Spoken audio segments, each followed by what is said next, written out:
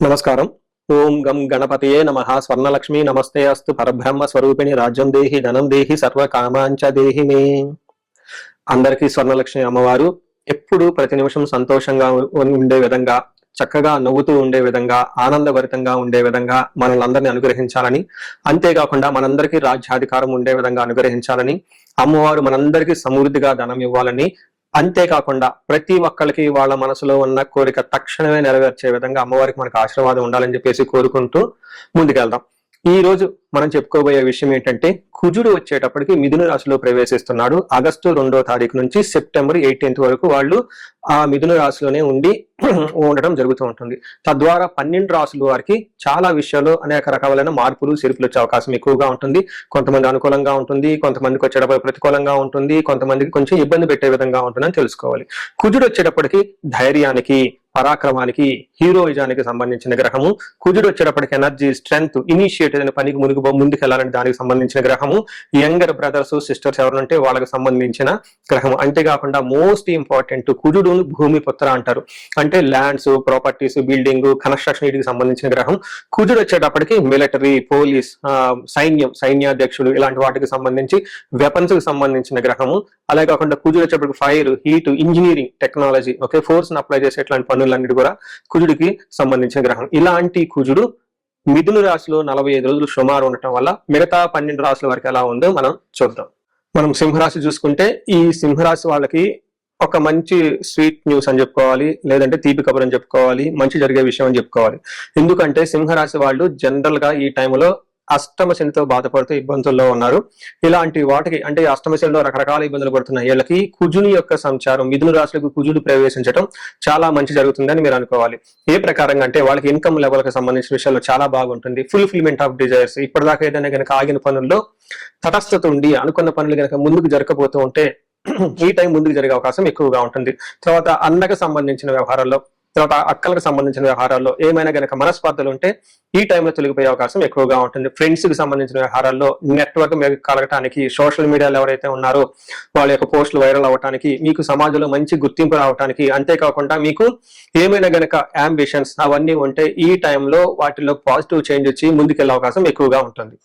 మనకి సంస్కృతంలో ఒక శ్లోకం చెప్తారు, 11వ స్థానంలో కుజుడు ఉంటే ఏం జరుగుతుంది అంటే, మనకి 11వ స్థానంలో ఎప్పుడైతే కుజుడు ఉంటారో వాళ్ళకి ఆరోగ్యం అర్ధలాభచ్చ, సంతోషం వస్త్రలాభకృత్, యత్న కార్యానుకూలతో, ధైర్యం ఏకాదశి గతే కుజే అని చెప్తారు. అంటే ఈ టైంలో ఆరోగ్యం చాలా బాగుంటుంది, అర్ధలాభం అంటే ధనలాభం బాగా వస్తుంది, సంతోషంగా ఉంటారు, షాపింగ్లు ఎక్కువగా చేస్తూ ఉంటారు, రియల్ ఎస్టేట్ వాళ్ళకి ఎక్కువ కలిసి వచ్చే అవకాశం ఎక్కువగా ఉంటుంది.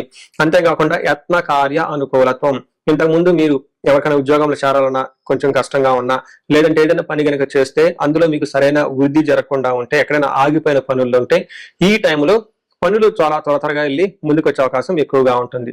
చూశారు కదండి, సూర్యుడు కుజుడు వచ్చేటప్పటికి 11వ స్థానంలో ఉండటం, ఈ అష్టమ శనితో బాధపడుతున్న ఈ రాశి వాళ్ళకి చాలా వరకు ఉపశమనం వచ్చి ఒక మంచి పుష్ జీవితంలో ముందుకు పోవడానికి ఒక జోష్ వచ్చే అవకాశం ఎక్కువగా ఉందని గమనించాలి.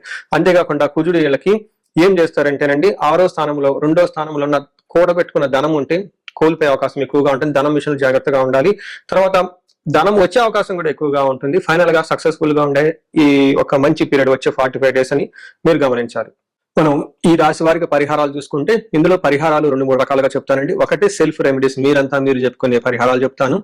రెండో పరిహారం మీరు గమనించుకుంటే, ఈ యొక్క శ్రావణ మాసాన్ని దృష్టిలో పెట్టుకొని ఈ శ్రావణ మాసాన్ని ఎలా సద్వినియోగం చేసుకోవాలో దాని గురించి పరిహారాలు చెప్తాను. తర్వాత విశేష పరిహారాలు ఉన్నట్టు మీ యొక్క ఇండివిడ్యువల్ జాతకానికి సంబంధించిన పరిహారాలు, ఇలా 3 లెవెల్లో పరిహారాలు చెప్తాను. ఫస్ట్ ఏంటంటే, మనకి శ్రావణ మాసం వస్తుంది కాబట్టి ఈ శ్రావణ మాసాన్ని మనం సద్వినియోగం చేసుకునే విధంగా స్వర్ణలక్ష్మి విశేష హోమం అనేది ఒక హోమం జరుగుతూ ఉంటుంది. ఎవరైనా గనక అది నా సమక్షంలో జరుగుతూ ఉంటుంది. ఎవరికైతే 16 మంది లక్ష్మీలు కావాలి, సిద్ధలక్ష్మి, మోష్టలక్ష్మి, ఇష్టలక్ష్మి, గజలక్ష్మి, ఇలా అనేక మంది లక్ష్మీల యొక్క కటాక్షం మీకు కావాలనుకుంటే స్వర్ణలక్ష్మి విశేష హోమం జరుగుతూ ఉంటుంది. ఇక్కడ స్వర్ణలక్ష్మి అమ్మవారి దేనికి ప్రతీక అంటే, మీ యొక్క సంపదలకి విలువ పెరగటానికి స్వర్ణలక్ష్మి అంటారు. అంటే ఆల్రెడీ మనకు ఇల్లు ఉండొచ్చు, సంపాదన ఉండొచ్చు, పిల్లలు ఉండొచ్చు, అందరూ ఉండొచ్చు. అయితే వాటికి విలువ ఇంకా పెరగటానికి కావాల్సిన ఒక శక్తి అమ్మవారిని స్వర్ణలక్ష్మి అంటారు. ఈ యొక్క స్వర్ణలక్ష్మి విశేష పూజ చేయడం జరుగుతుంటుంది. అమ్మవారికి ఎంతో ఇష్టమైన తామర పూలతో ఈ యొక్క హోమం చేయడం జరుగుతుంటుంది. అమ్మవారికి ఇష్టమైన అనేక పుణ్య ద్రవ్యాలు మొత్తం ఈ పూజా సామగ్రి వాడటం జరుగుతుంటుంది. ఇది అయిపోయిన తర్వాత ప్రతి ఒక్కరికి 3 వెండి కాయిన్స్ ఇవ్వడం జరుగుతుంటుంది. ఒకటి బీరువాలో పెట్టుకోవడానికి, ఒకటి మీ పర్సులో పెట్టుకోవడానికి, ఒకటి పారే నీళ్ళల్లో డ్రాప్ చేయడానికి.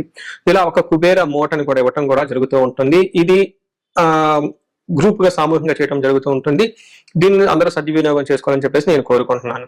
నెక్స్ట్ రెమెడీస్, ఈ కుజుడికి సంబంధించిన ఇంట్లో చేసుకునే రెమెడీస్ ఏంటంటే, ఫస్ట్ కందులు 1 కేజీ దానం ఇవ్వగలిగితే చాలా బాగుంటుంది. సుబ్రహ్మణ్యేశ్వర స్వామి భుజంగ స్తోత్రం చదివితే ఇంకా చాలా బాగుంటుంది. ఎవరైనా గనక ఇంకా ఆంజనేయ స్వామి గుడికి వెళ్ళి మంగళవారం గనక ఆకు పూజతో గనక పూజ చేయించగలిగితే ఇంకా బాగుంటుంది. ఇవి సెల్ఫ్ రెమెడీస్ అని చెప్పుకోవచ్చు. విశేష రెమెడీస్ అన్ని కొన్ని ఉంటాయి. ఇవేంటంటే మీ యొక్క ఇండివిడ్యువల్ గా జాతకంలో ఏదైనా గనక దోషాలున్నా, గ్రహశాంతులున్నా అవి ఒకసారి జాతక చక్రం చూపించుకుంటే బాగుంటుంది. ముఖ్యంగా ఎవరి వయసు అయితే 40 సంవత్సరాలు +or-5 years అంటే 35 to 45, 50 ఈ రేంజ్ లో ఉండి సక్సెస్ఫుల్ గా 10 years ట్రాక్ రికార్డ్, ఎడ్యుకేషన్ ఉండి, ప్రొఫెషనల్ ట్రాక్ రికార్డ్ ఉండి, అంతా బాగుండి ఎక్కడో కనుక లైఫ్ లో మీకు ఆగిపోయారన్న ఒక ఫీలింగ్ వచ్చేసి ఉంటే దానికి కారణం మీకున్న శాపాలు యాక్టివేట్ అయ్యి ఉంటాయని గమనించుకోండి. దానికి కారణం మీ యొక్క జాతక చక్రంలో ఉన్న గ్రహాల యొక్క చెడు యొక్క దోషాలు మీ మీద ఉందని గమనించుకోవాలి. ఇలా మీకు అనిపిస్తే ఒక్కసారి ఇండివిడ్యువల్ గా మీ యొక్క జాతక చక్రం చూపించుకొని తగు పరిహారాలు చేసుకోవాలని చెప్పేసి కోరుకుంటున్నాను. అందరూ ఇప్పుడు విధంగా స్వర్ణలక్ష్మి విశేష హోమంతో పాటు హెల్త్ బాగా లేకపోతే మృత్యుంజయ హోమము, ఆయుష హోమం చేయించుకోవటం, భార్యాభర్తలకు అన్యోన్య దాంపత్య పాశుపత హోమం చేయించుకోవటం, ఎలాంటి పరిష్కారాలకైనా సరే రాహువుకి సంబంధించిన ఇలాంటివి ఉంటే చండీ హోమం చేయించుకోవటం చాలా ముఖ్యం అని చెప్పేసి నేను కోరుకుంటున్నాను. మీ అందరికీ ఆ ఐశ్వర్యాలు కలగాలని, భోగభాగ్యాలు కలగాలని చెప్పేసి నేను కోరుకుంటున్నాను. నమస్కారం. కన్య రాశి వారికి ఈ యొక్క కుజుని యొక్క సంచారం చూసుకుంటే ప్రొఫెషన్ మ్యాటర్స్ లో కొంచెం ఇబ్బందులు పెట్టే విధంగా ఉంటుందని గమనించుకోవాలి.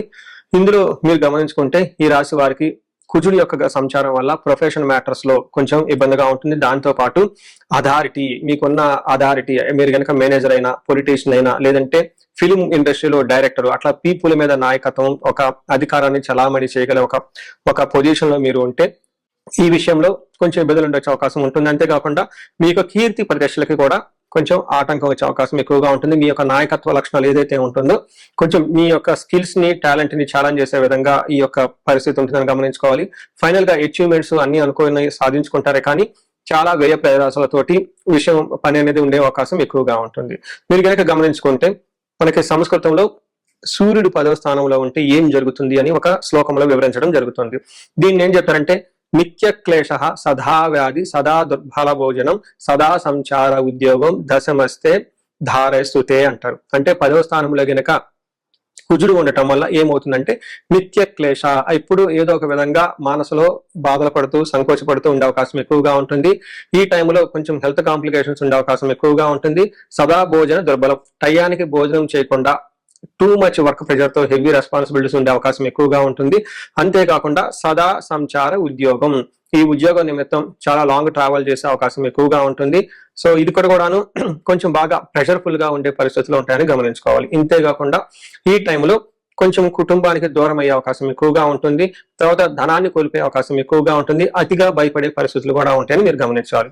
సో చూసారు కదండి, ఈ రాశి వారికి ఓవరాల్ గా చూసుకుంటే కుజుని యొక్క ప్రభావం చేత ప్రొఫెషన్ మ్యాటర్స్ లో, కీర్తి ప్రతిష్టలకు సంబంధించిన వ్యవహారాలలో ఇబ్బందులు ఉంటాయి అని గమనించుకోవాలి. అంతేగాని దీని గురించి ఎక్కువగా టూ మచ్ భయం కూడా పడాలని అవసరం ఏమీ లేదు. సహజంగా ప్రెషర్ ఎక్కువగా ఉంటుందని మీరు గమనించాలి.